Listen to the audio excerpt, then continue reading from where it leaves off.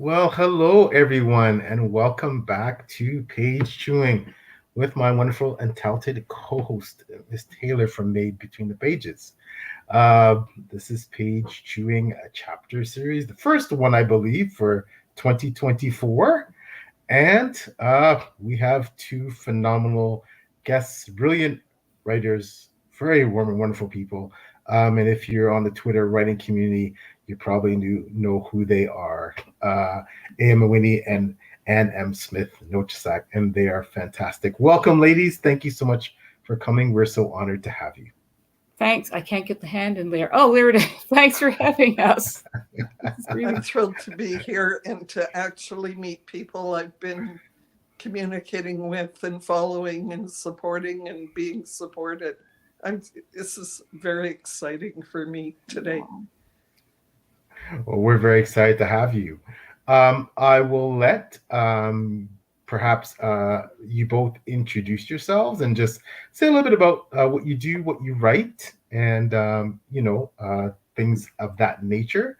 So over to you. I guess we'll go this way. AM for a quick introduction. Okay. I'm a speculative, mainly science fiction writer at this point.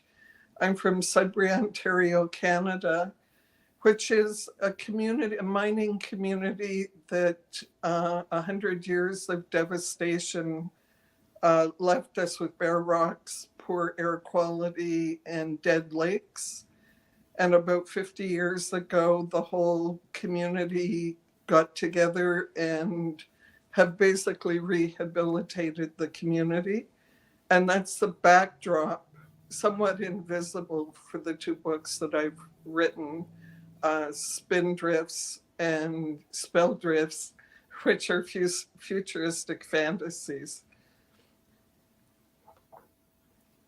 Oh They yeah. have themes about climate change and inclusion and a world where everybody's working to save the planet. Yeah, I have had the privilege of reading both those books. They are phenomenal. AM is a brilliant writer, and may I say that you blend this dystopian, type future. It's what I love about your books is that they're so hopeful. That there's hope despite all the tragedy and the way we've ruined the earth in your books, but there's so much hope for the future. So I do love them. Anne. I can't quite match that because I'm just trying to think, what is my genre? It's fiction, for sure. I do relate to the world through fiction. That's how I express my feelings for the world. I'm a teacher who is from rural Nova Scotia, and I think growing up in rural Nova Scotia, you develop a strong sense of place and values there. I taught for many years through, I was in North Ontario. I've been through Sudbury. My cat got loose there one time.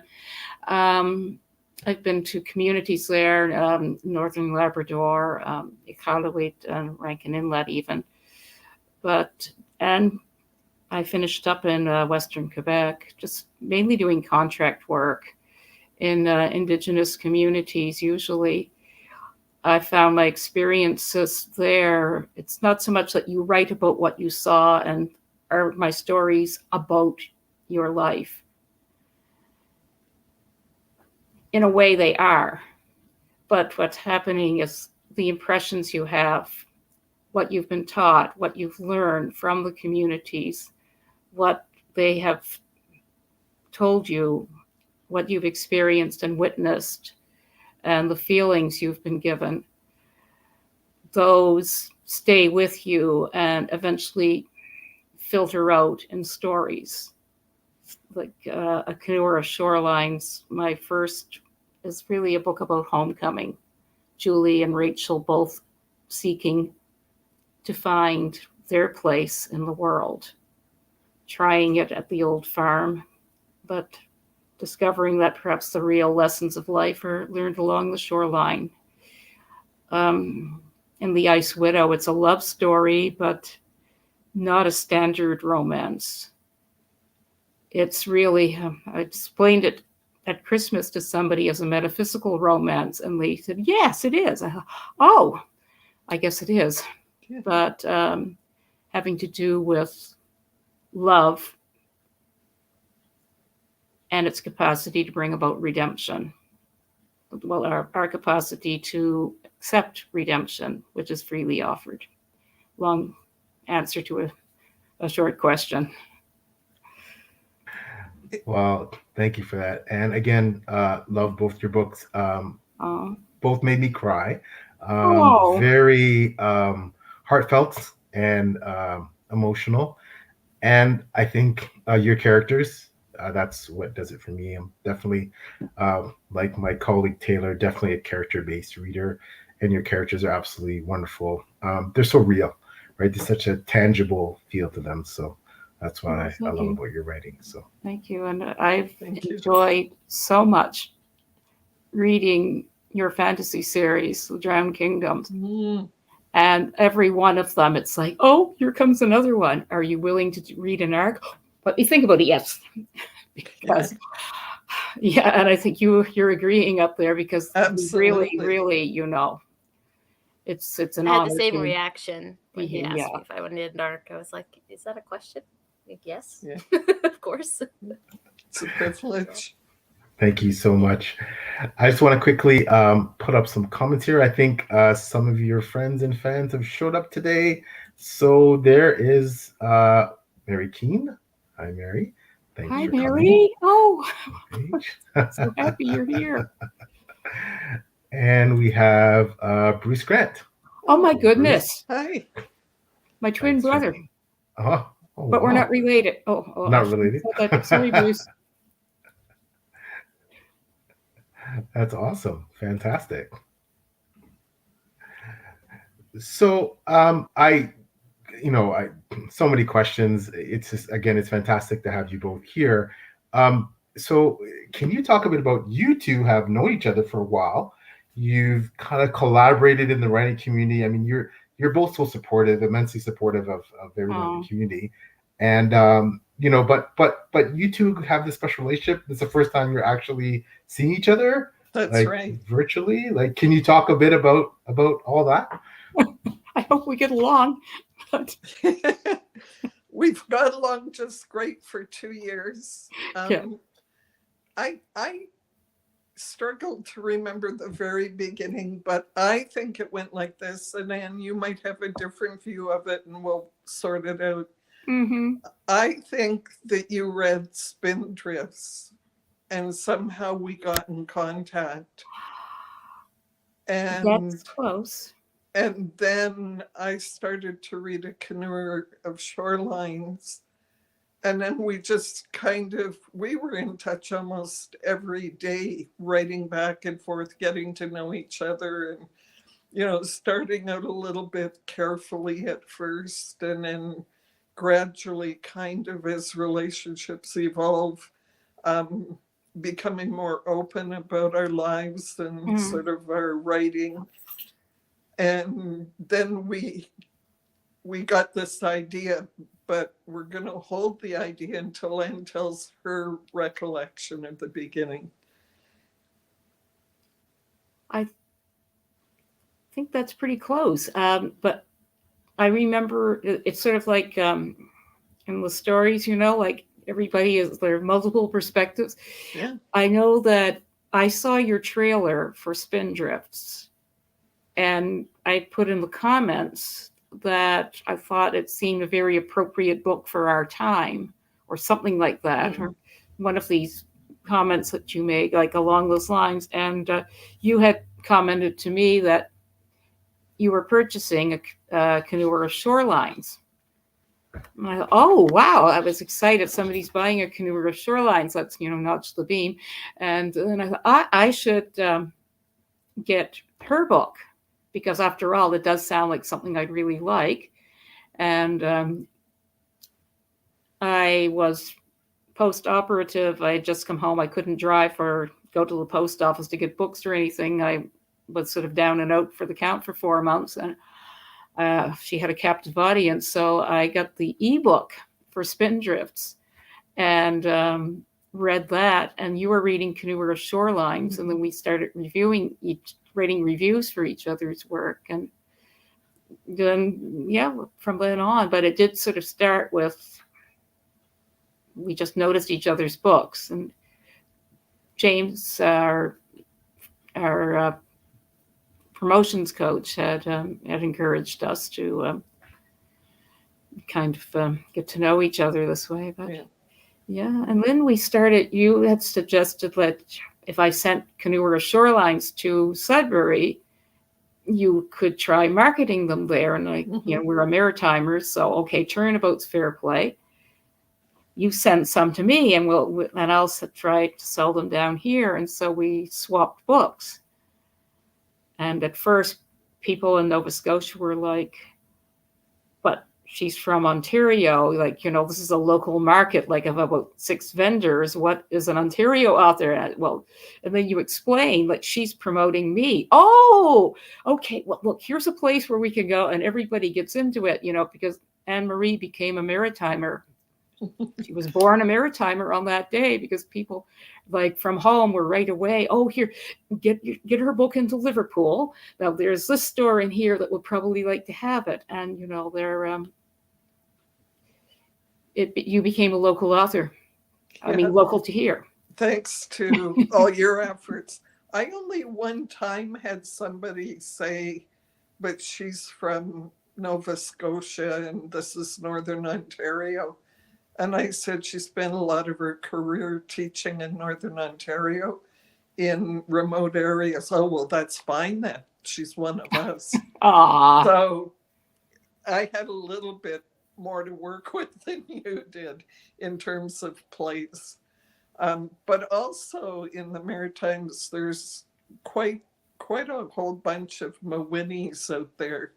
Yes. The family folklore is several brothers came over from, I think, Ireland, and one brother settled in the Maritimes, and then my ancestors settled in the sort of Huntsville, London area, and then other ones went other places. I don't know. I love hearing this story, because one of the things that PL and I always talk about is the beauty of the community. Writing the people. It's not the most lucrative of choices to write a book. If you could choose something to do to make money, it would not be write a book. So a lot of people come to this community with passion, and it's not a zero-sum game, right? We talk about this very often, bringing each other up. And I just love hearing connections, especially across the world, like you guys are talking about, because, I live in Japan, and PL and I have been able to connect in this way as well. It's just it's just a beautiful thing. And something else that really sticks out is you guys have such disparate genres that you write in, and yet you found this connection through each other. And I wanted to dig a little bit further into the genres that you mentioned. I'm very curious why you chose to write what you chose to write, or how you play with the different themes that are kind of baked into the genre that you've mentioned.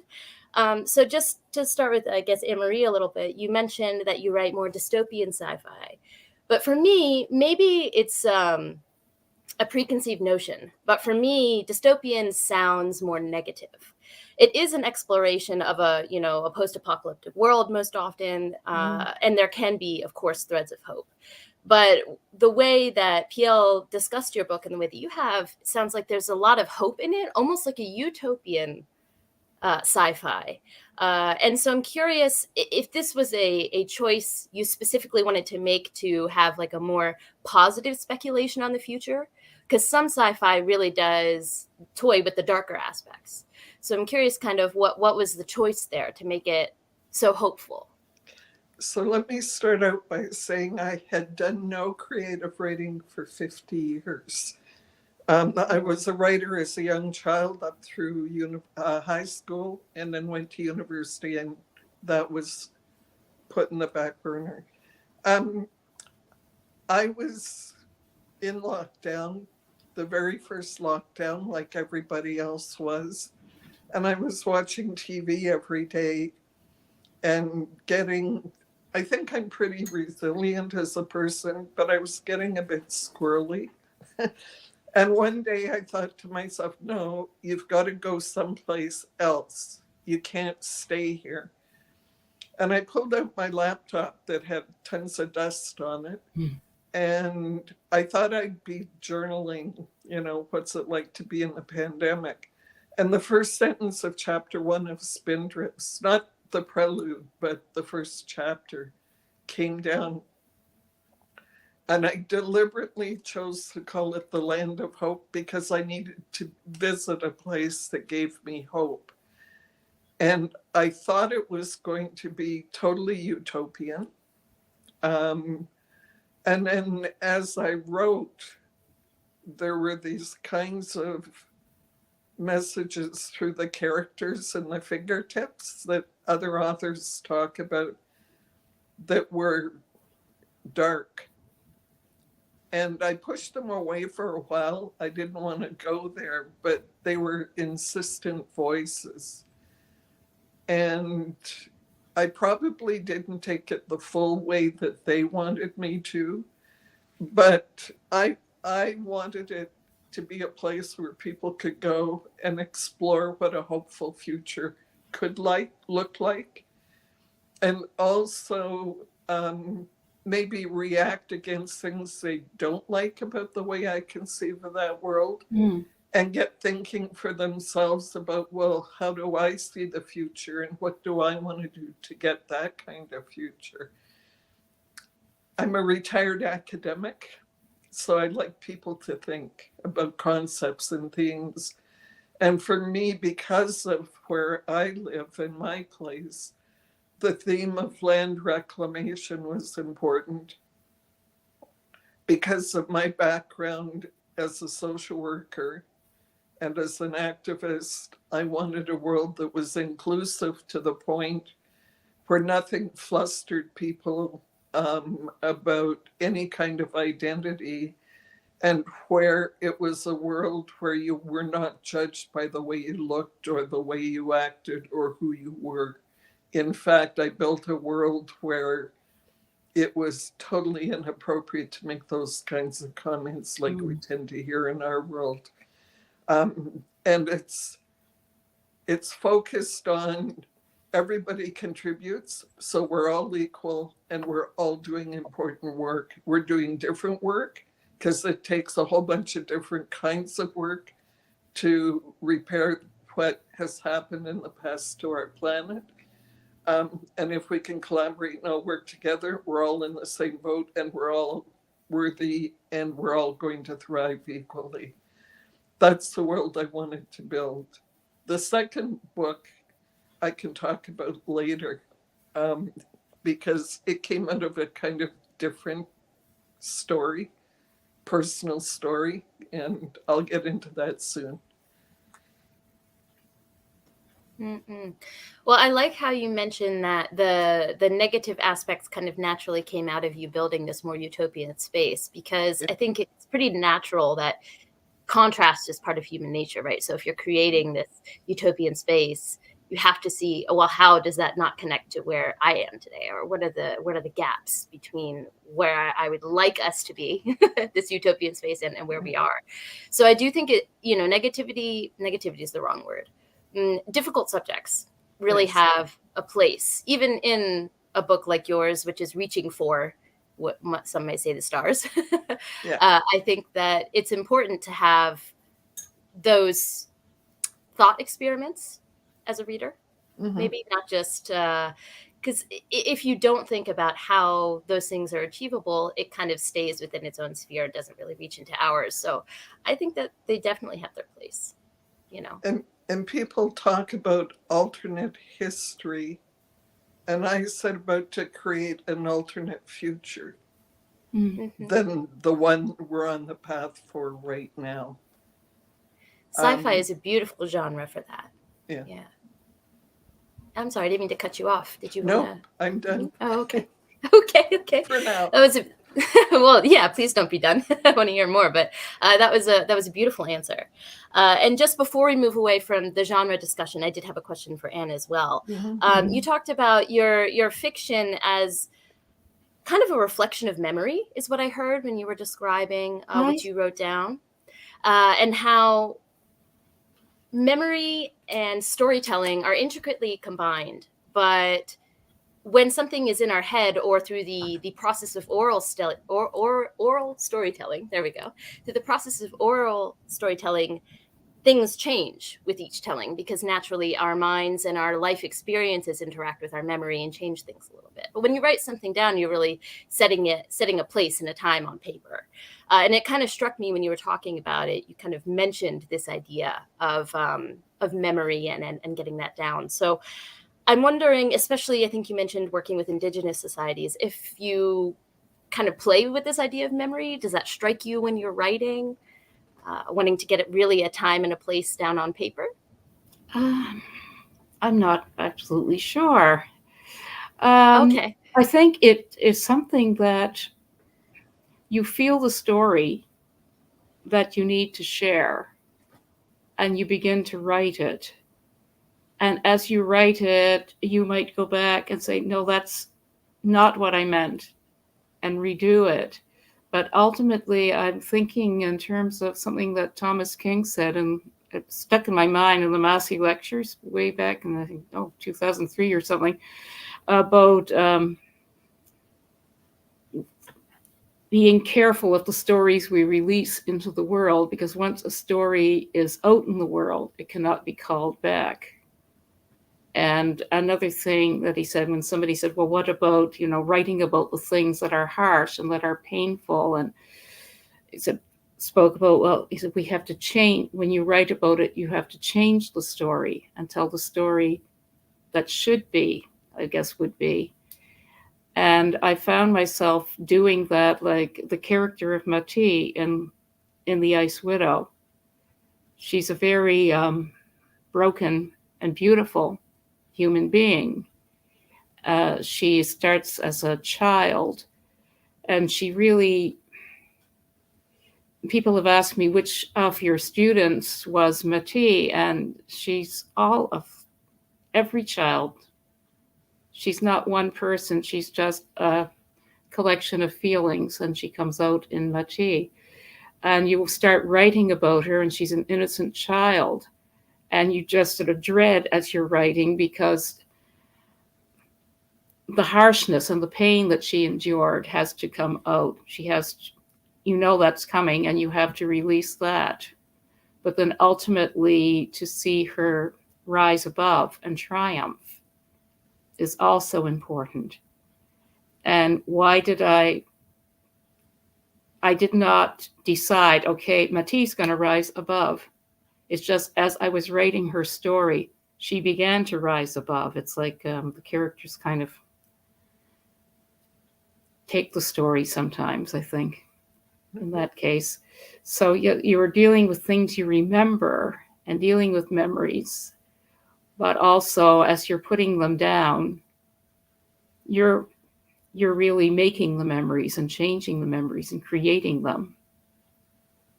They're not just recollection. Or that's kind of how I see it. Yeah. I hope I write better than I talk. No, that came across clearly, very clearly.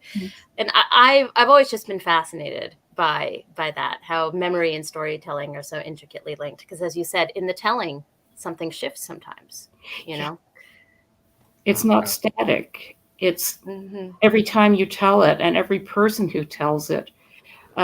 When people read, say, A Canoer of Shorelines, some will get something out of it, and others will get something else. Like somebody was saying to me about, what happened up at the Narrows with Joe Barnes when he saw Rachel, because his father maintains that she was never there. And what really happened? Well, what do you think happened? Because it's really up to you to decide at that point as a reader, okay, I am going to embrace the fact that Rachel physically was there at the lake, and that will shape the way you see the story. Maybe it was something, just a wish on Joe's part, and that will shape the story in a different direction for you. So it's kind of not exactly like one of these turn to page 57 if you think this happened, but you can, the reader shapes the story as much as the writer does. And people get incredible things out of other people's stories, things that have happened in my books or they've seen in my books that I'm totally unaware of. And I'm sure that happens up too. But, it's just, you begin to realize, okay, a story does. Thomas King is right. The story is out in the world and you are not in control. Story it's taking its own life's direction, I mean. Yeah, Taylor and I talk about that a lot on that, and I say definitely as a writer, that's something that I've found. People, I'm sure you both as writers have found the same thing, that with the way people interpret your work, they will almost make it something totally different. You didn't intend for this to come out thematically this way, but it does, and it's fascinating. You're like, wow, I didn't conceive it this way, but this is amazing, right? And that's a great feeling. So I quickly want to put up just so Tina G says hi, and hi Tina. And she put it up again there. See, I told you Taylor has the most exceptional, insightful questions. Like I told you, it's awesome. That also brings you to the point where I as someone in their 50s, I started writing late in life, and but life experience is a funny thing. And for example, you learn from people of all ages, all backgrounds. All your experiences. Like I learned so much from doing page tuning, especially with Taylor, right? She's brilliant. I learned all kinds of things for her. Yet she's like she's like my daughter's age, right? I find that as someone who published my first book in my 50s, I did find that, because I was wondering what would I have written? What would this be like if I wrote this in my 20s? Or my 30s or my 40s, right? But I'm very happy that I wrote my 50s, because I honestly believe that, obviously there's a lot of brilliant young writers out there, but I feel like having a certain level of life experience is an asset to the way you can portray characters. I think it's not a wisdom necessarily, but you do bring a history and experience with you that can add and enhance your writing. Have you both found that way, being in somewhat the same boat, that you're writing a bit later, and that do you feel that's an asset? I'm writing quite a bit later, and it is an asset. The part that I struggled with in the first book, but I think I got back in touch with in the second, was the teenager stories. And it was a 16-year-old who read a draft of Spindrifts, who gave me like very sophisticated feedback, but also positive, and sort of the negative was stated really beautifully. And she basically pointed out that I had kept the standpoint of the older people, whereas I'm saying it's a young adult book, and young adults want the young adult story. So that created a need to do a lot of revisions and add in some things that strengthened the book phenomenally. But it still does appeal to all ages because of the various generations in the book. And Alicia, who's the matriarch, I had started to see as a very composed, brilliant, internationally known, respected person, as she is. But then some secrets start to come out that are quite horrific, tied to her. And I think that that's often the case, that we see people's best face or some people's worst face, but they're way more complicated than that. And they all have actions in history that they don't talk about. And they may have redeeming qualities that aren't as apparent depending if they're more difficult kinds of characters. And so I explored that a little bit more in the second book. I did pull out the complexities in the first book, but it was by about the third or fourth draft. I got a little bit more adept with it in the second book. And I find with your books, it's the same, that as you say, you can interpret things that happen, which is what we do day to day anyway. And in some ways, Alicia is similar to being a composite, like that student who represents all students, and the horrific story has to come out. Mm-hmm. But as you're working towards it, I kept pushing it away, saying, no, I don't want to do that. There's some funny overlaps between your books and mine about women searching for place, complexity of character, a little bit of unclarity so that the reader has to interpret. They're very different kinds of books, but there's some interesting overlaps. There is that sense there. There is that sense. And do you find as well, like how do you find writing, becoming a published author at this juncture in your life, and how do you feel your experience has changed your writing? Like, do you ever think, oh, if I had written this at this point, that maybe the book would have read a lot differently, or how do you feel about that? Well, Canoe of Shorelines, I didn't just sort of sit down and write it. It was something that I puttered with off and on for years, and it wasn't until much later in my 60s that I began to pull it together and make it into a book.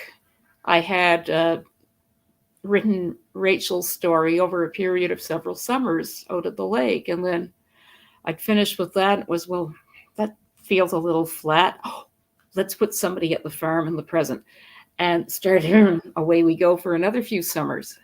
But then when I am out and at my computer trying to take all of those stacks of paper and put them into a novel, and then you have a draft, and then you set that aside for a year or two, and then you come back to it, and you no longer feel the same way because you've grown and I've grown and evolved, I'm hoping, by that point. And so there are changes because I no longer feel that way. Or that seems somehow, what an immature way of looking at Julie. Or, oh golly, that's how a kid would write about Rachel, And you begin to write and rewrite and consolidate your viewpoint. But I find that writing from a position of experience, not with writing so much as with life, the more you live, the more it enhances the way you're going to see the world, and the richer it becomes. The richer your experience becomes, the richer the things that you have to share become. Whether that makes a person a better or a stronger writer, I'm not sure. I know there are very many, as you say, like some of the extremely good young writers, and I mean students that I see in school, they're dazzling. They are just, all they care about is the story. And there's a sense of wonder as you say, well, tell me about the villain. Well, and then they start and they launch in and their eyes are shining. And you think, oh yeah, that's what you need to see. Somebody that your eyes should shine when you're sharing your story. And when that happens, they've got a good story going. And then somebody says, no, you spelt that wrong, put in a period, and the crop fails. Yeah. So to get the stories out is essential. But I do find that I think that coming to this, like settling into it in my 60s and discovering it as an avocation or whatever, I write differently than I would have. And perhaps more authentically. I think so. I'm just fascinating hearing that answer. I mean, as someone, I don't mind saying my age out to the public. So I'm 31. And even if you were to compare 20s me to even 30s me, it's very different. So you guys have even more time to reflect upon, of the wealth of experiences you've had in life. I think we were talking to Evan Winter, I think, PL, when he said that he was having a hard time writing his series because he wrote the first book and it took him a long time to write the second. And the third is what he has to write now. But his view has shifted in those years. So he's trying to remain true to what he started with because he doesn't disbelieve those things, but he has a different perspective now. But he doesn't want it to be jarring for the reader. So I never thought of it that way before, that a series can really... It's not just a commitment in writing, but it's a commitment in keeping some similar themes going through. I know, PL, you've got a million books planned. So I'm really interested to hear how you work with that. But I do think, while it's kind of cliche to say neither is better than the other, that they're just different, younger stories and stories from older perspectives. But I do wish that there was a bit more of an emphasis on the older perspective sometimes. You don't see... Maybe I'm just talking about a specific area of BookTube is what I'm thinking about, which is YA BookTube, and naturally people are going to read YA. But I would love to see some older perspectives sprinkled in those books, because it's very rare that you will get, an elder perspective. And that's something the older I get, the more I appreciate. Like, I have I cannot get enough of books with mothers in them now that I'm a mom. Like, I'm like, yes, I'm sorry for cursing PL, but give me a badass mom in fantasy and I will eat that up. But that's not something I would have necessarily enjoyed when I was 16. So, we talked about the reader having an effect on the story as well. There's a market for everything. But I find the older I get, the more I appreciate older perspectives in my stories. You're going to love my next one. She's 78. Ooh. I love that. Yeah, she is, I believe, a classic battle axe. Sold. Yeah, can't wait to read it. I like Taylor. I love when stories focus on, or at least have some really robust and interesting older characters.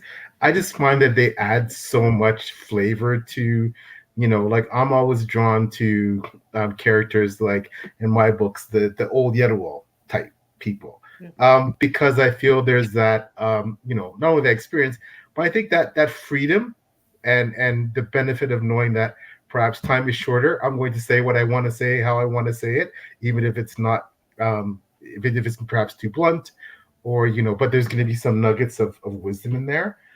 And one thing I want to comment about, two things, sorry, if you indulge me here.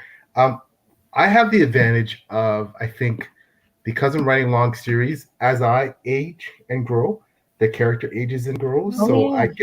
We get to kind of mature and grow together. I think that's been a really interesting process for me, and especially now with book 4.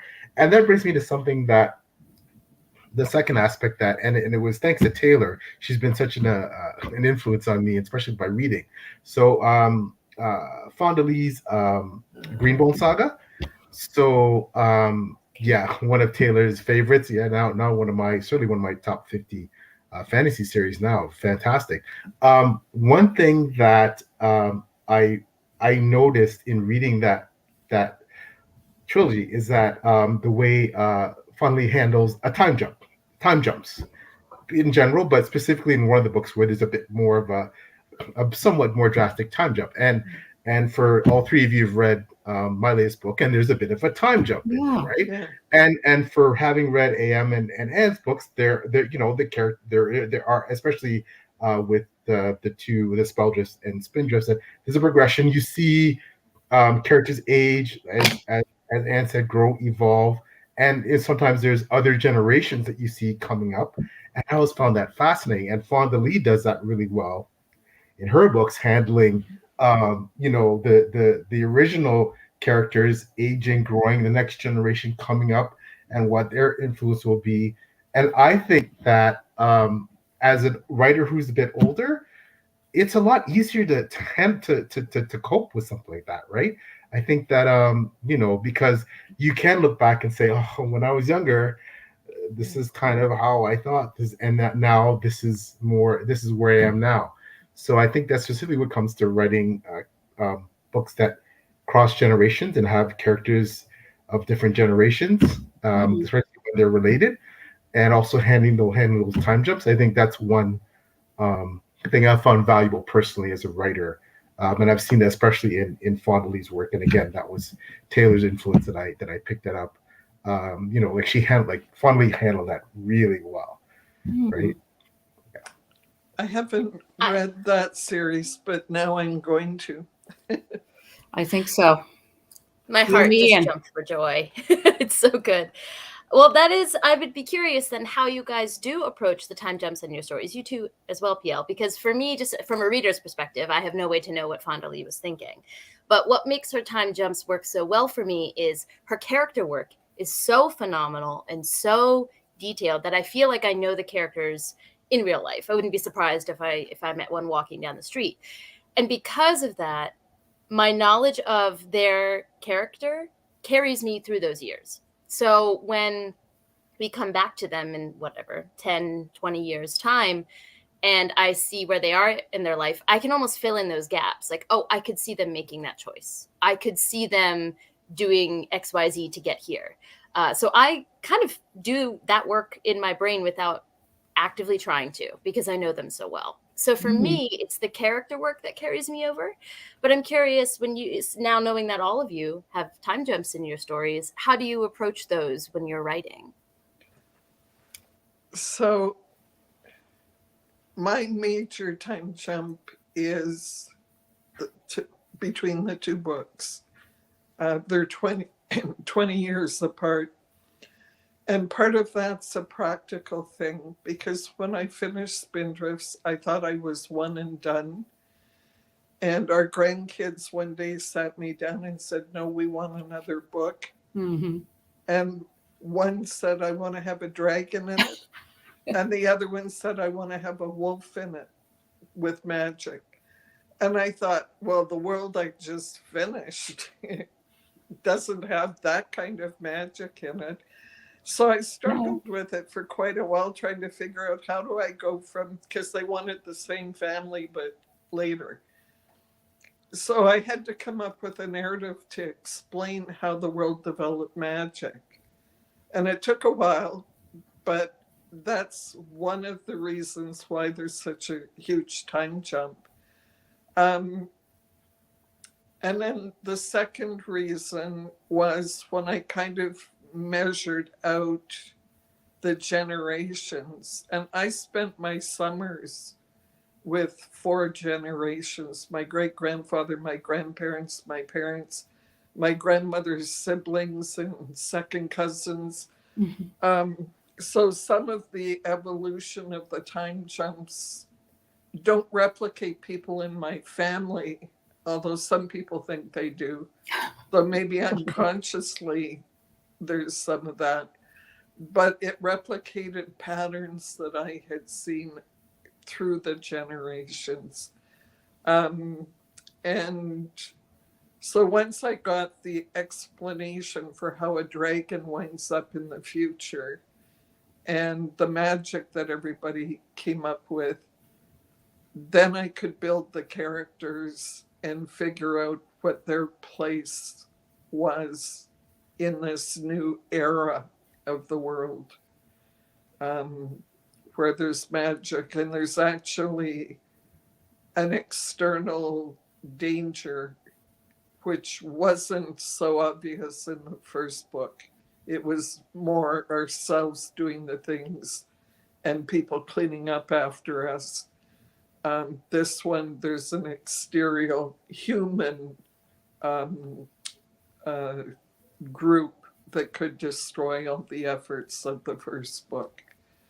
And but it was very practical, the time jump, because I had to rebuild the world, and that takes time. That is the purest, most beautiful answer to that question I could have asked for. You know, I love it. Mm. What about you, Anne? I think too that like AM, I was surrounded by multiple generations growing up. Like our summers, here comes Aunt such and such, and now we're going to visit Grandma such and such. And when you're writing, it's basically you can think, okay, what would Grand-mère have done at this point? How would she have handled it? And you think yourself kind of into her mindset and write then. But also, one of the advantages of being as a primary child announced to me one day, you are a very, very old lady. I was just absolutely just so touched by that, because it's kind of sweet. But you can, like you said, PL, you can think back. Okay, how would I have coped with this in my 20s, in my teens? How would Anna Kane feel here at the beginning of her career? How did I feel leaving Halifax to go out into the great beyond? What was my feeling? And think myself into that mindset, and then tell the story of Anna Kane. How about when Anna Kane is reflecting as an old woman on her youthful infatuation with Joshua Kaluk? Well, I don't have to think myself into the mindset of a senior citizen because I'm there, but I can just immerse myself in that mindset and tell the story then. It's not that I go into a trance state or anything like that, but you just think yourself into the mindset of that age group. And it would be hard to think oneself into the mindset of someone whose life experiences you haven't had. And that will make it hard for the character in my next book. But I think myself into the mindset of my aunt, who was, and when I say she was a battle axe, I say it with all respect. She was a magnificent person, but by golly, you did not mess with her. And she shot from the hip, and she did not take prisoners, but she was phenomenal. She was the one who told me, well, if you must be she's passed now, but if you must be a writer, be a writer, but don't have them sweat during the sexual act. And she was blunt. But thinking yourself into the mindset of that character, it becomes a chance into that particular age group, it becomes an opportunity to write it then. I'm just reading this. Yeah. Writers and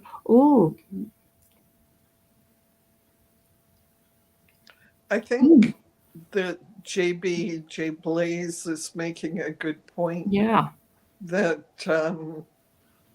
the jumps in the books work because we're used to seeing that on screen. And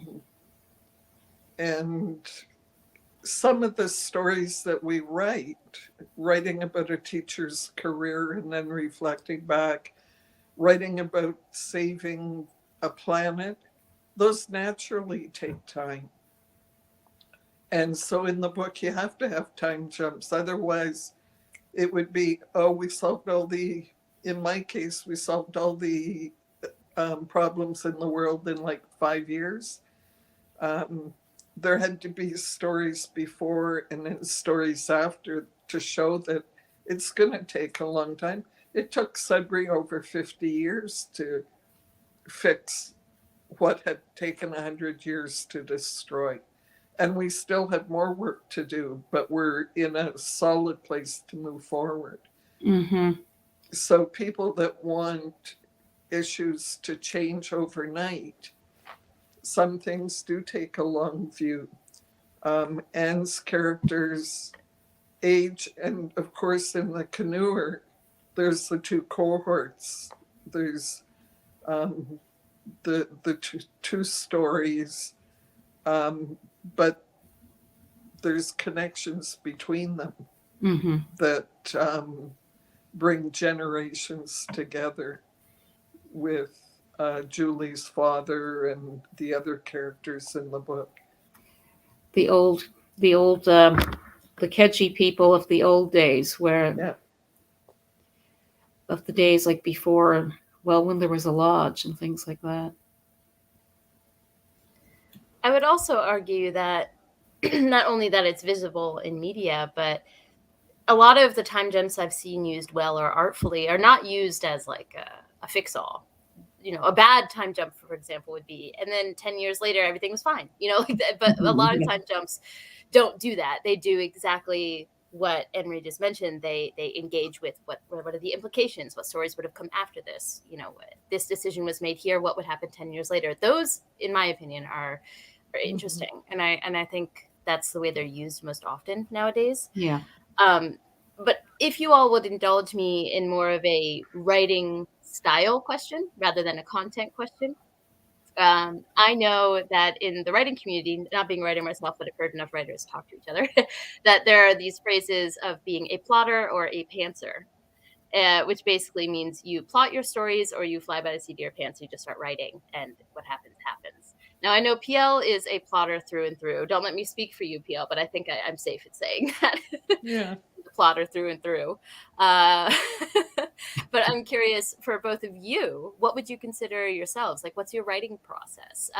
You know, I think you mentioned earlier, Anne, that you wrote over the summer, and each summer you had a different view of it. So did you have an idea of where your story was going already? Like, what would you consider yourself? Yeah. Not really? Not really. I basically just started writing it because I was sort of stormbound, and I had some paper and I had a pen, but there's no, where I lived, it was much like Rachel's cabin. Hence, I modeled it on actually that particular setting. But I would just write and just kind of let it out. Okay, what could have happened in Rachel's life? Oh, yeah, well, you know, my father froze his hands. Bring that into the story, but bring it in its own way. Don't try to make it your memory, but just to let the impression of that story help you build what Rachel's remembering. But at the time, I thought I would simply be writing Rachel's journal. And initially, to be in the interest of transparency, I thought I was going to write a story about a haunted farmhouse. That was the plan. And which the central character was slowly driven mad by the haunting. That was the plan.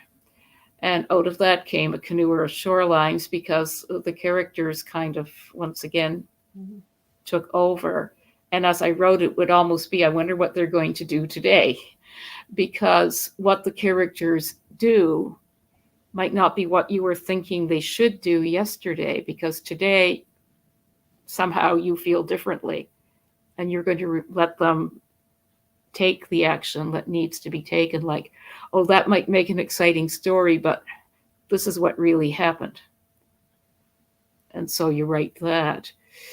But I did not, when I finished with that, there was a sense of, okay, I've got a journal, and it's a very dull piece of writing because it's simply somebody's reflections and coming to terms with their life, remembering their childhood, remembering the growing up and the sweetness and the bitterness, and finally coming to embrace their family and accept them. And that's when I thought, well, that's really not what I wanted to write. I wanted to write that, and that's when I put somebody in the present who would come and had their own hopes and dreams that really did mirror those of the journal keeper, and would try to make their life there as well in a different way. And it essentially, the story of the journal becomes like a background story. The real central story is that of Julie, who is trying to make a go of her life. But the stories kind of mirror and influence each other.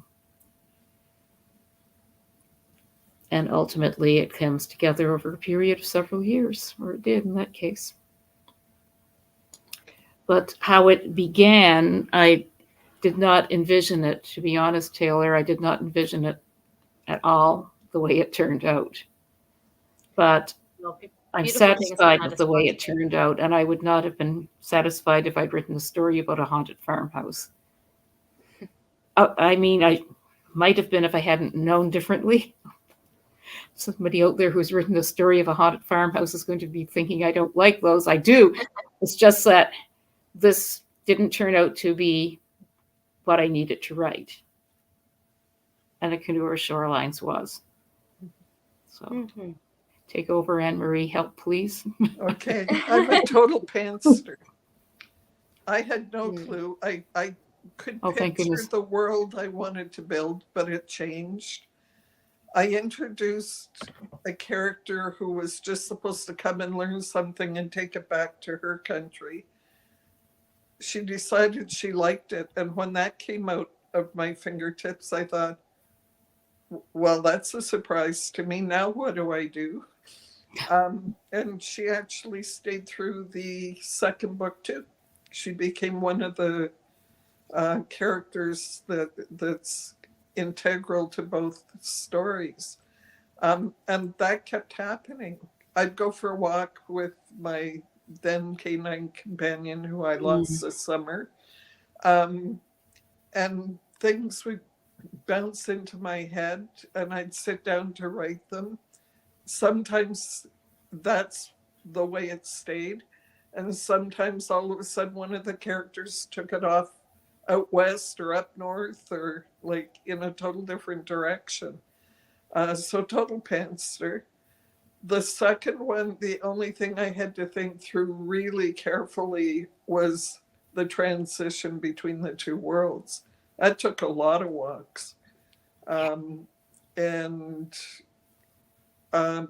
the rest of the story, I knew there'd be people coming onto the land, didn't know who they were, didn't know where they were from. It was after the manuscript evaluation when my editor for the second book was really gifted. And she said, no, you have to explain where they came from. And I thought, I don't have a clue. They're just here. And so I did have to think about that. And there were lots of options. And then all of a sudden, I actually dreamt where they came from and what the backstory was. And if she hadn't made that comment, everybody would have been left hanging about, well, where did these people come from? Mm-hmm. That's how much of a pantster I am. They didn't tell me. I don't know. Well, I think, as I mentioned when Anne was speaking as well, that, beautiful things can come out of spontaneity. You can work backwards. Whichever way the inspiration strikes, there's no wrong way to write. I firmly believe that. But I'm curious with you, P.L., I've never asked you this before. I know that you're a plotter. But the inspiration for A Drowned Kingdom, was the inspiration kind of like a moment of, were you a pantser in that moment? And then you changed? Or like what really? I'm a notorious plotter, obsessive, crazy plotter. I think I mentioned this before. Taylor and I have talked about this, that I planned out all the book titles. I planned out all the covers. I planned out all the cover blurbs. I planned out all the plots. I had the subplots. Everything is pretty well, with the exception of, I think, both my fellow writers have mentioned this. Sometimes the characters take over a story. So some characters start to figure more prominently than I had originally intended, and they kind of develop their own little subplots that sometimes take over the story. But other than that, I plan down to the last detail, and I can't help it. That's just how I am. But I also find that for me, to be honest with you, and everybody's different, and pantsers are fantastic, plotters are great, and in between. Um, excuse me, I find that it relieves stress for me because I don't have to think about, I don't have to focus on, oh my gosh, what am I going to name this book? Well, that's already done with, right? So what's the cover going to be like? I know those aren't necessarily the biggest decisions, but for me, the decisions that I think if I did have them completed up front, it could potentially, stress me out a bit to think, okay, I have this book and I think it's good, but what's the right title? So, but yeah, no, I'm definitely a plotter. But I just want to quickly put up JBJ. Also said greetings. I think Jay, just so you know, JBJ is a great person, friend. Met him through his Love My Work. Got to meet him in person. Had the honor of now twice meeting up and giving him some signed copies. The book he was kind enough to purchase my book. So thanks, JBJ.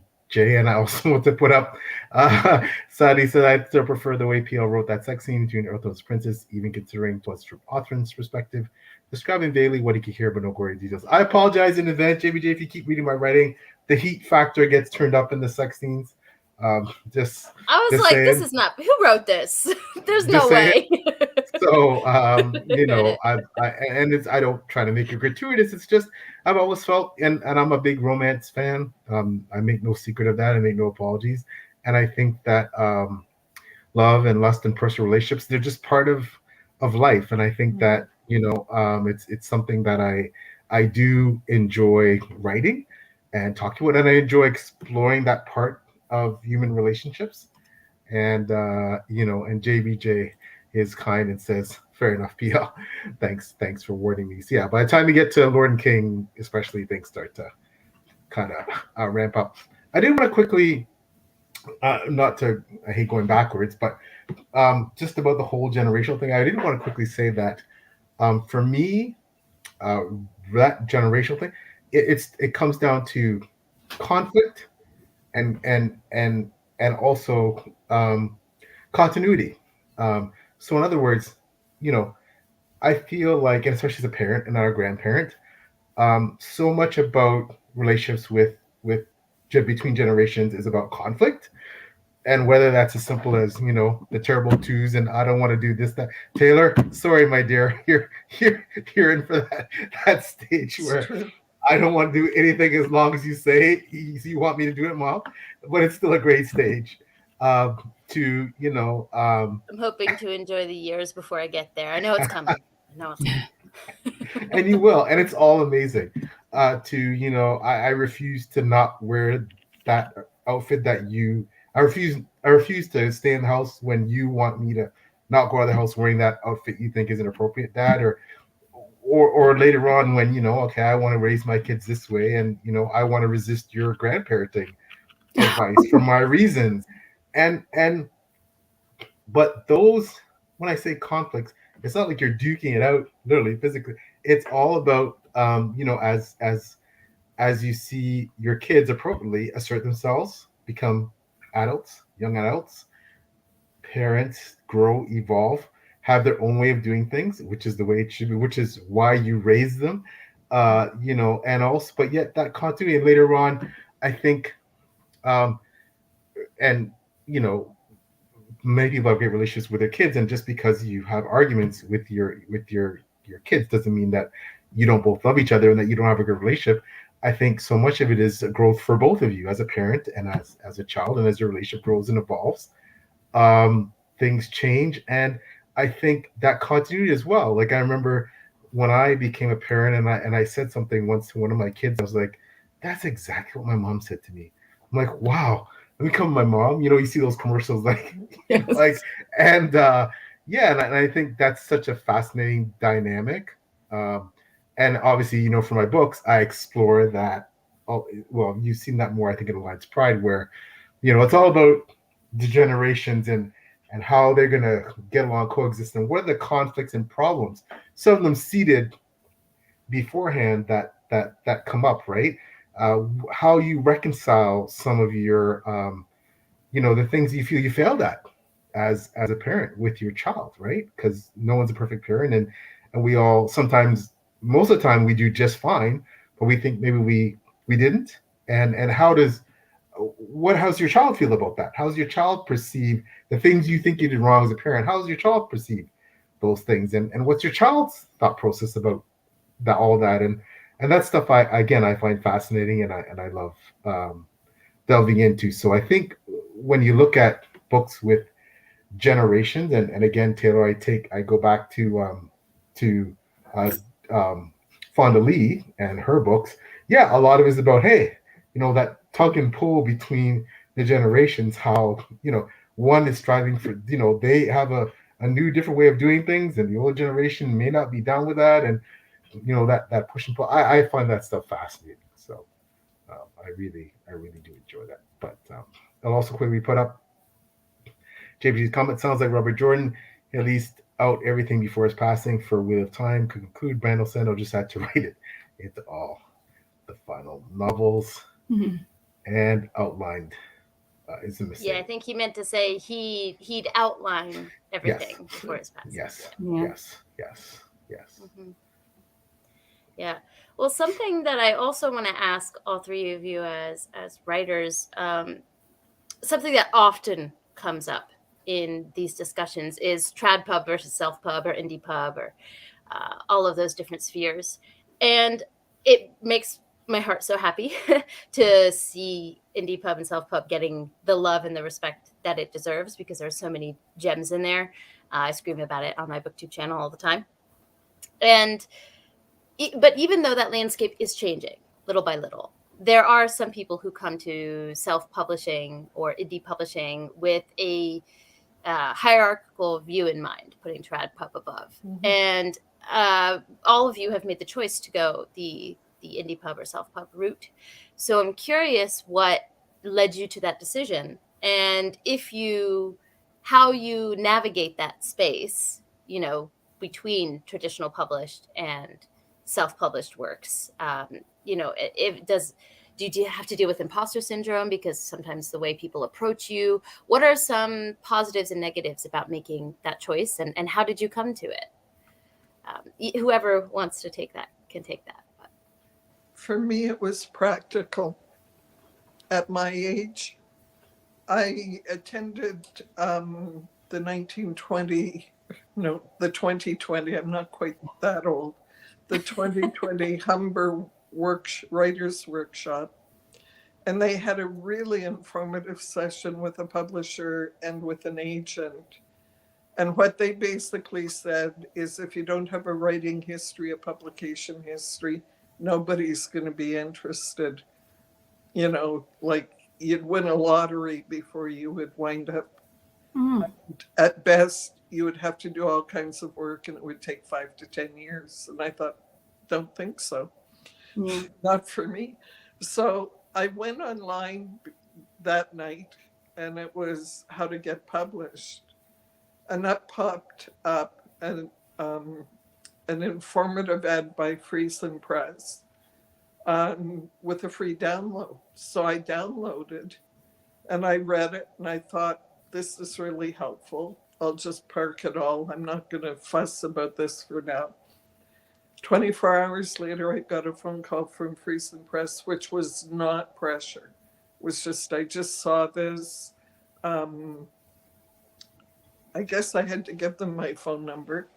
And what are you doing, and what's your interest? And, let's keep in touch. Not even here's how we operate and here's how it goes. Of course, I'm more than capable of going and sussing that out, because it's quite informative on their website. But we just kept in touch for a few months. And then I thought, why wouldn't I? What they're providing me are the same services that any reasonable author would seek out, whether they're indie and doing all their own work. They still should have a good editor, a good copy editor. They should have good designers and all of those things. And essentially through Friesen Press, we're paying for services that help craft our book. into what I believe is similar to the process that traditional publishers take people through. The difference being for me, and it might be stereotypic, I got to write my story. Mm-hmm. Whereas often I'm hearing with traditional publishers, they want to have it follow a certain arc. And that would not have been compatible with me at all. Hmm.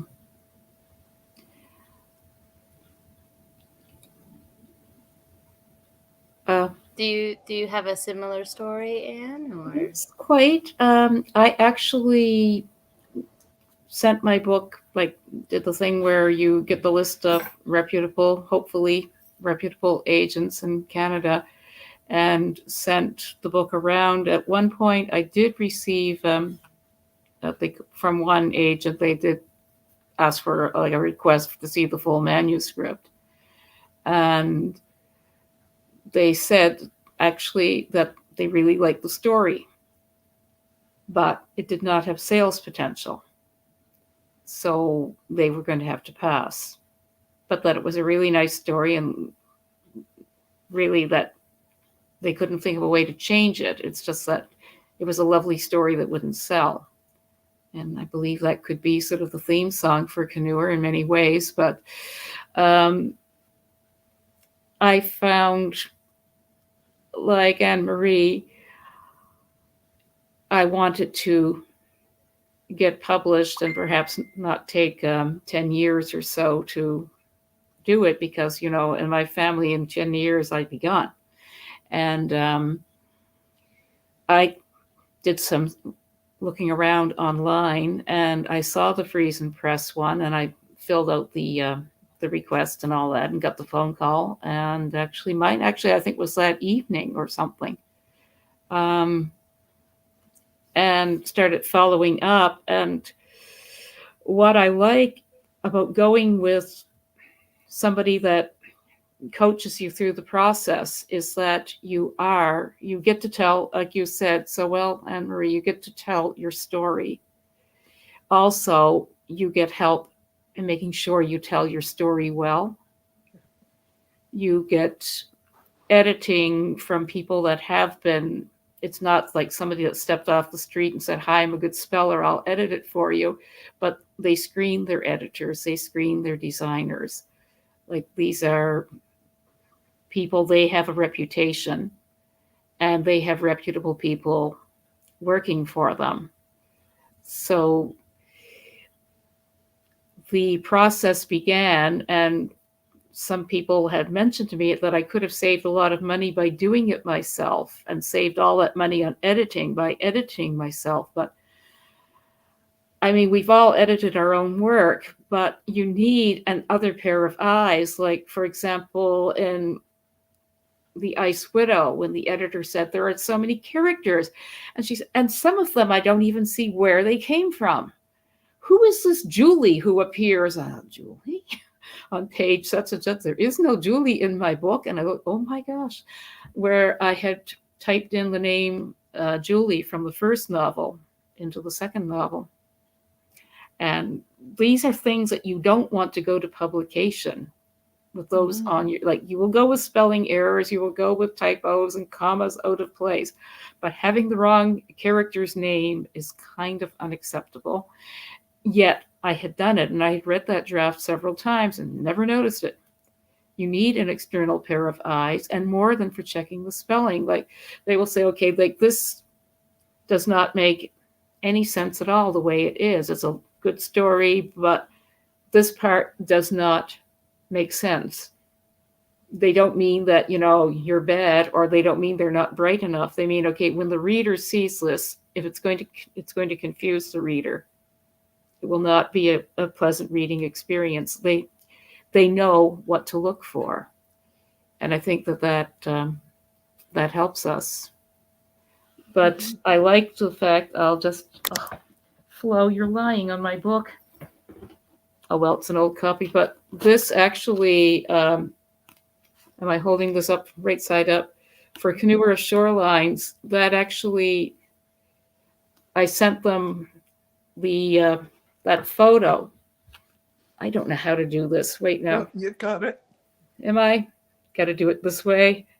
Just put your It's like hands up reversing. like It's like driving. It's like backing up with a trailer. There you go. Okay. I'm going to put it down before I make a complete idiot of myself. But that was a photo that I took out at the lake. And I said, oh, this is something you could maybe use for the mood. You'd never be able to use this picture from my camera, like taken with my cell phone, but just to give you an idea of the mood. And we can work with that. Sure. Send us the original. Send us it, not all cropped, and we'll crop it and we'll edit out that kayak and we'll fill in some rocks and lighten it here and darken it there. And like now when people from home see it, they say, that's that lake. And they recognize the scene. That's out in the Rosignol area. Yeah. And knowing that perhaps that scene has been seen in Greece, it makes them feel, sort of hometown good. And to think that we get to do that. And I'm quite sure that if I'd gone with a traditional publisher, it would have had a much different cover, a different title, and much of it would have been changed.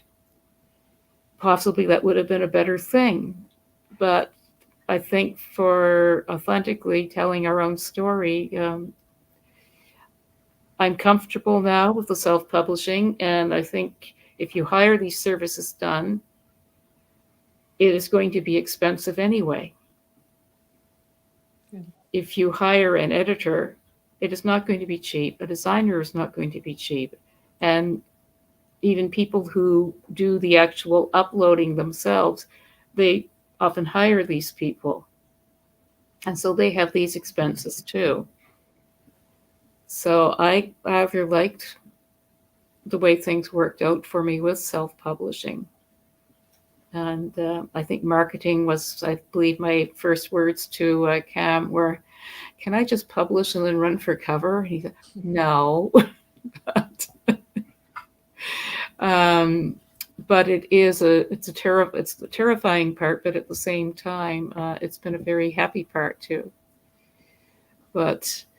And from what I gather, I know an author in a neighboring community who is traditionally published, and she shared with me, she said, you're going to have to, if you want your book to sell, you're going to have to, it doesn't matter if you have a publisher, you still have to be out there. You have to be working it. You have to be marketing it.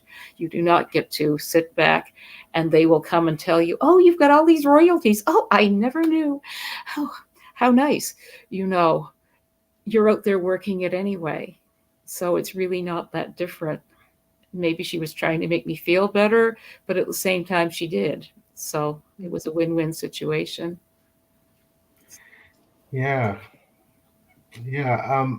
And like my two colleagues here, I'm also publishing Trees and Press, and I do want to say I understand that Vanity Press is so-called get a bad rap, and I understand why. There's a lot of non-reputable ones out there. We're all lucky to have, seemingly from I think all of our research, the most reputable one in Canada.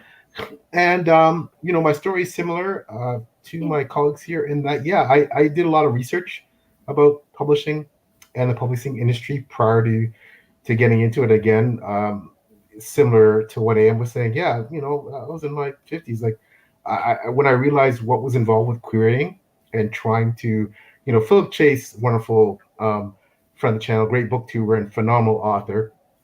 Check out his Adan series and look at his YouTube channel. He said it well, that you almost have to win the lottery 3 times if you're going to be traditionally published. You have to secure an agent, you have to secure a book deal, and then you have to be one of the authors that publisher puts a lot of their backing behind.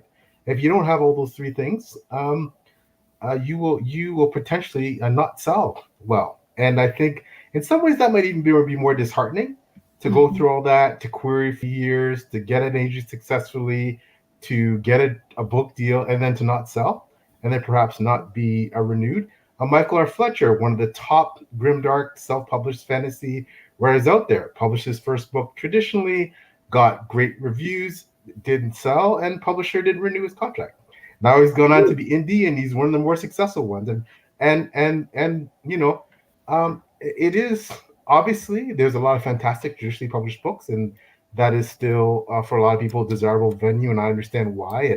And having someone to take care of all those things and to get a royalty check, to get an advance and to not put upfront cost is obviously a big advantage, and to have that multi-million usually dollar corporation behind you to help market and promote your work is still, but as and aptly pointed out, you just can't just sit on your laurels and wait for the royalties to come in. You still, even as a traditionally published author, you still have to do a fair amount of self-promotion and do your. So when I looked at the both, okay, you look at the creative freedom you have, as both AM and Ann mentioned, with self-publishing. You get to do your own thing, write your story. And hey guys, you guys have read my stuff. I have a character that I think most traditional publishers would never touch. He's controversial, and traditional publishers tend to have a formula. It's very they tend to they have their, and smart people, they have their market research. They know what they want, and they know what's trending. And I definitely wouldn't be in that fit into that category. The world never would have met Othran. A loss, because it's just been phenomenal following your series. Oh, well, thank you so much. Likes it too, don't you, girl? Right here at my feet, and Shay's the groaning you hear periodically. Shay is finding this boring. She's just lying there, sort of sighing, but flows right into it. But I do want to say that there's, we're all, one thing you find in the writing community between booktubers, authors, agents, we're all one big happy family. And I think that there was a perception, I think, prior to the last 10 years, that self-publishing was amateurish, that it was less professional, I think that's really changed. I think that the perception of indie books, and also I think there's a lot of really lucrative indie authors. I mean, there's authors, especially outside the fantasy genre, in the romance field and thrift field, they're making good, they're full-time, they're making good money, and they're outselling a lot of traditionally published authors. Now, mind you, by virtue of, the way that the current business model is, the top traditionally published authors outsell by far independent authors, but there's a proliferation of independent authors, and now I believe there's probably more independent authors than traditionally published authors, and the whole industry's changing, it's morphing. We don't know where it's going yet, but when we get there, I have a feeling that the model will, and smarter people than me have said this, that'll be very much like the music industry, where traditional publishing will more or less potentially be phased out, and everything will be pretty well indie. And I think go ahead, Pierre. I didn't mean to cut you off. No. I just want to say, in terms of the costs, you trade off. It's a trade off. You could be traditionally published or indie published, and if you're indie published, you put a lot of upfront costs, but higher royalties, and you retain your creative freedom. If you're traditionally published, you get that upfront advance, but then you have to wait to earn out to make money. And all I can say is do your homework. And yes, be careful about who you get to be your subcontractors, whether that's cover artists, editors, etc. Do your research, use the resourcing community, talk to your friends that are publishing, but yeah, sorry, Taylor, go ahead.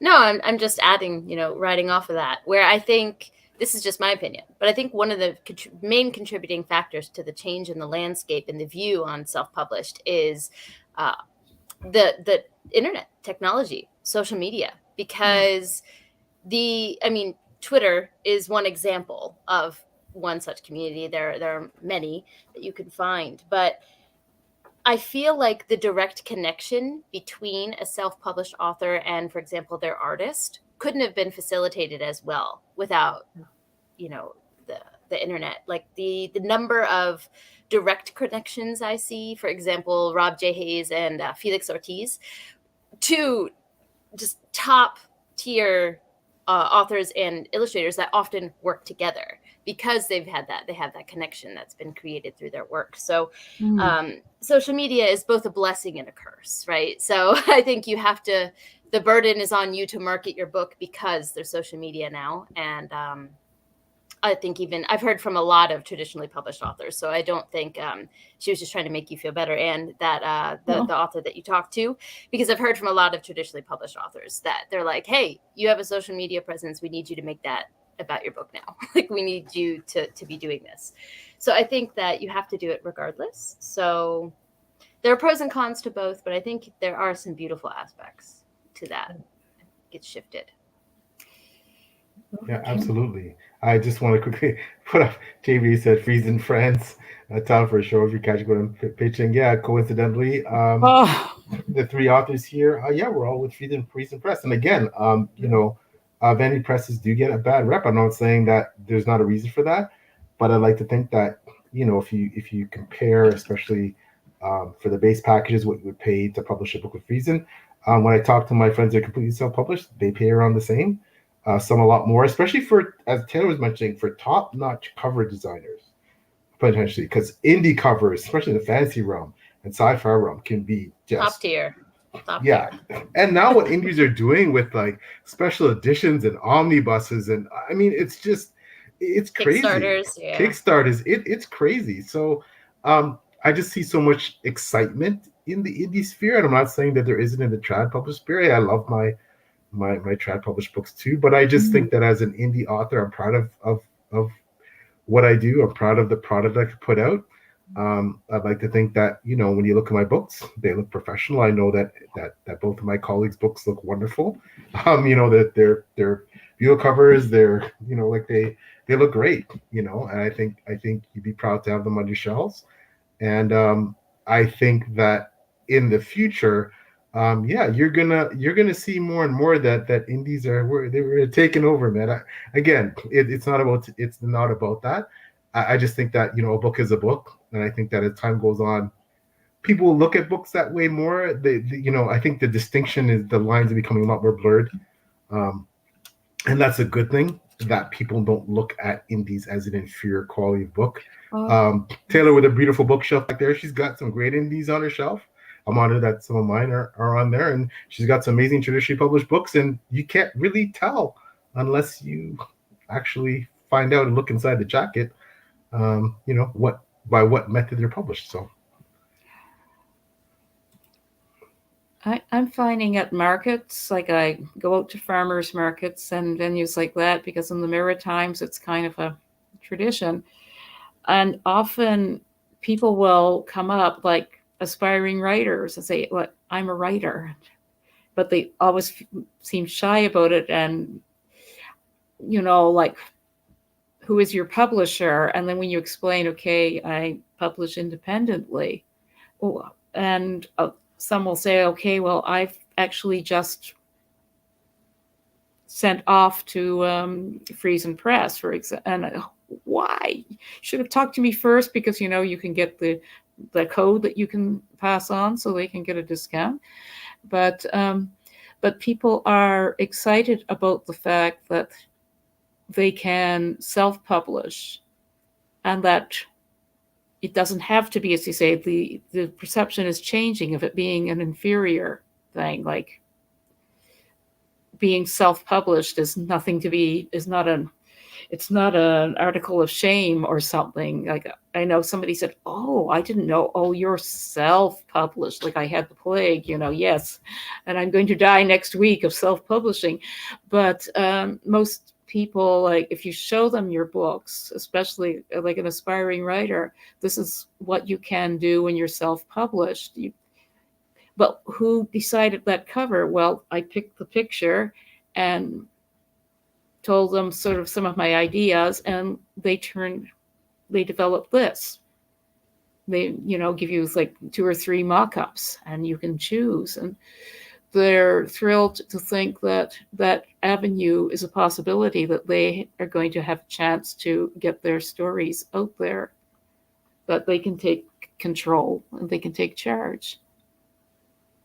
Yeah.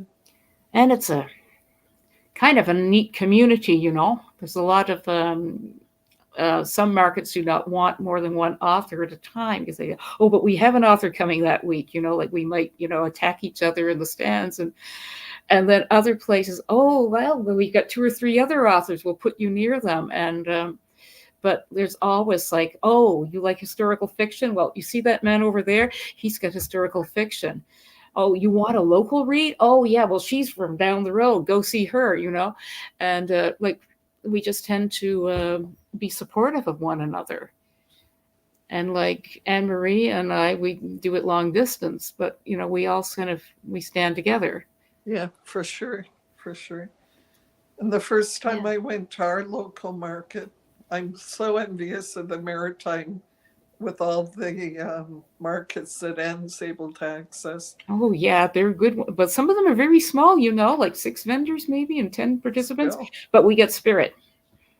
So I went up to a booth where there were a couple of authors, and I said, so how does this work? Oh, well, would you like to join us? Yeah. And, I've got space for a new author on Thursdays. That's what, it's not just the indie authors probably, but certainly it's very collaborative, very supportive. The social media support and comments and the way we interact with each other, it's just spectacular. It keeps me going on times when I look at sales and think, but I've got a great community of peer support. Yeah. And it takes, I think, a lot of time to build that, to build the community and to build the sales and all that. But like PL, like the reviews that you do of our books, like they're so comprehensive. Yeah. So thorough and well thought out. And you taught my stories more than almost any of the people who I've interacted with in person who know me. You've picked up some things that few other authors have, and Anne has been the same. That seeing some of the themes and things that I hint at, you get what's really going on, both of you. It's been. I think this comes back to kind of what I mentioned in the very beginning, full circle. But people who enter this space enter it with passion. People care, and I don't know. I think that's what allows it to foster such deep connections, because people are here because they want to be. Yeah. And I do know that time goes so quickly, and we have to start winding down soon. But I did have one question that if PL will let me throw this in there. I always ask guests this because I'm obsessed with origin stories, folklore, mythology, where things started. And an individual person's history is part of that. So I'm curious, what was kind of your origin story with stories? What gave you the passion that we see in this community? And I'm not saying just books. If it's a book, that's wonderful. But was it a book? Was it, I don't know, audio? Was it a TV show? What was the thing, the story that really got you inspired to write one of your own? So I'm a voracious reader from grade 1 onward, and I learned to speed read at a young age. And I can't think of a day from the time I learned to read when I haven't read. Mm-hmm. Even no matter how busy I am, it soothes me and helps me fall asleep. Unless it's a really good book, and then I don't fall asleep. And at 8 years old, I told my parents I wanted to be a writer. It took me a while to get here. And I kind of had second thoughts, and I said, well, like all the writers are from other countries. And my dad said to me, this is a family secret, but great aunt so-and-so. And I said, yes. Well, she's married to the brother of the guy who wrote the first Hardy Boy books. Wow. And he's from Northern Ontario. And so I felt this connection. And there's a rumor that I haven't validated that he actually wrote some of them on an island in Sudbury. But for sure, he was from a place called Haileybury. Really? And that kind of planted a seed that took a long, long time to grow. But it certainly at the time made me think, well, if he could do it, I could do it. Yep. And what about you, Anne? I think that I too, I grew up immersed in books. I don't read as much now because it takes me a long time to process. Like people say, have you finished my book yet?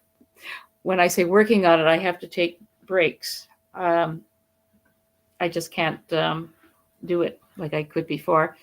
But from the time I could read, there was always the newspaper, and we would be reading, believe it or not, Mandrake the Magician when we were about 5 years old, and all of those cartoons that would be in the paper. You know, that was how we learned to read almost. I loved reading in school. I loved being read to in school. I loved it at home. I loved writing. When I was a teacher, my favorite thing next to math was working with the kids on writing and writing stories and writing little plays and all of that for them, for their drama groups. But I think when I was around 10, my grandmother for Christmas gave me, by Charles Perkins, the book Molly, with this beautiful picture of a St. Bernard on the cover and a boy set against the backdrop of the mountains. And it was the story of a boy growing up in really in northern BC with his St. Bernard dog, and how that turned out. And all I could think was, someday I'm going to live in northern BC and have a dog like Molly and write a story. Oh, stop it, you. And write a story about it. Now I have a dog like Flo. But the idea, I think, came then. I want to write. But like you, Anne-Marie, it took me a few years to get there and to take the time to pursue my dream. And I'm jolly glad. Thank you for sharing those parts of your story. Yeah, that's amazing. As Taylor said, the time goes so fast. I want to thank you both sincerely for coming. It's been an honor and a pleasure. I'm a huge fan of your writing, both of you, obviously, and honored to call you friends. I know it's been all through social media, obviously, but as Taylor said, these connections that we make, online can be certainly just as substantive. And just a quick comment, wanted to thank, I'm going to give everybody a chance to sign off and talk a bit about themselves as well, but thank Taylor. Taylor mentioned about, this whole space, like YouTubers, people like Taylor, they've been instrumental in bringing the community together in terms of, there's no, in my mind, again, no trad versus self-public, except for the method in which you publish. And, YouTubers have been instrumental in promoting indie books. Taylor's one of those people who is a champion of indie books. And I think she's found that some of her favorite books now are indie. And, I think YouTubers like Taylor have done so much to make this space what it is. So thank you, Taylor, for all you've done to do that. So stop, y'all make me blush. Thank you. That's so sweet. The child will be awake and you won't have time to blush. Well, she's active, so she keeps me busy. But as we sign off, I want to give everybody a chance to just say a bit about where they can find them in the social media space, buy books, watch channel, etc., etc. So we'll start with AM perhaps and go around. So I'm on Twitter, I'm on Threads, I'm on Instagram as @AM Mawhiney. I have a website that is www.ammawhiney.ca. It's all fairly easy to remember if you look there, without a hyphen. And if anybody wants to contact me, you can contact me through the website. Mm-hmm. And where can they buy your lovely books? On my website, there are links but Friesen Press uploads to 50,000 places. And almost every online bookstore, you can purchase my book. Locally within Sudbury, there's some places on consignment. You can contact me at my website if you need to find out where those are. And of course, Amazon and Indigo are two key places. Okay. And Anne. Okay, and I'm on Twitter, or X, pardon me, Instagram and Facebook at Smith-Nochasak. In some places it's with capital S and capital N. Another place, I don't think it matters, just at Smith-Nochasak. Whichever you put in will pop up.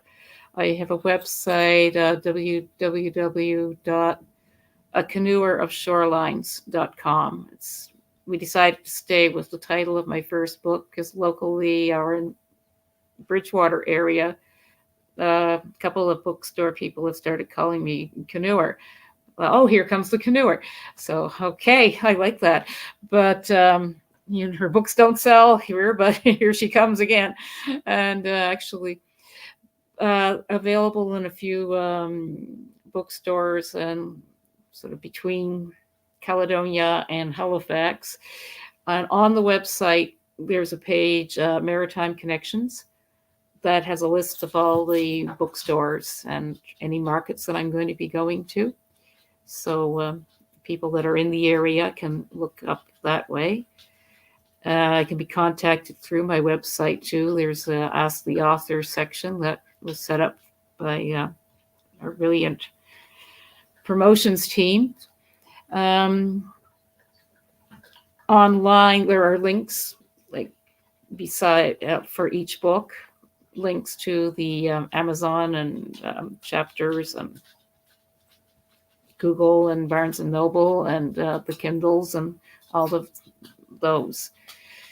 So it can be done that way. So the standard ones, and at Friesen Press, and there's a link to the book under the Friesen Press button. But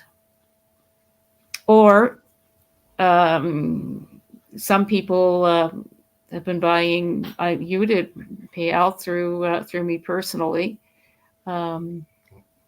With the Ice Widow, because that I made sure it was just thin enough to go as other letter, because Canoeer Shorelines, it's that 1/8 of a millimeter cost you $20 to ship, whereas it's only $5 with other letter. It's a very hairline difference, but it makes a difference in my profits. So I definitely find it's better that way, but I do send them out personally as well.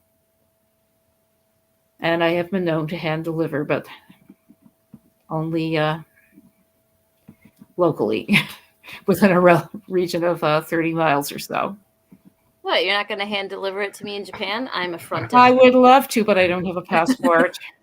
Oh, no. And who would look after the dogs overnight? And Taylor. Yeah. My wonderful. Yeah. Well, I just want to say thank you so much for joining us. I know p.l. already said it, but I have to reiterate, both of you, there's so much wisdom on this panel, and I just love learning, and I feel like I've learned a lot being here. So we really, really appreciate your time for coming to speak to us. If you don't know who I am, my name is Taylor. My booktube channel is Made Between the Pages, which is down below. You can find me on my channel, often beside p.l. We do these page chewing episodes on my channel, and obviously, like today, on his as well. I do all types of book videos, reviews, lists, some rant reviews, maybe in in the mix every once in a while. But I do a lot of work on my channel, and I also am part of Before We Go blog, which is an assistant editor along with p.l., a book review blog, which just has an amazing group of people working at it. Thankful to be a part of that. You can find me on Twitter, X, whatever you call it. You can find me on Instagram. All of those links are always in the description in my videos. But yes, once again, thanks for joining us, and thanks for hosting, P.L. Oh, Thank thank you. you. It's my Thank honor. you very much. Just gonna quickly quit up. JVJ Bays, nice to meet you too. And good to see you two again. Don't have a good night. Have a great night. And Mary Keene, thank you all so much. I love this discussion. I know. And Mary. Check and send And my I just have to this. memento.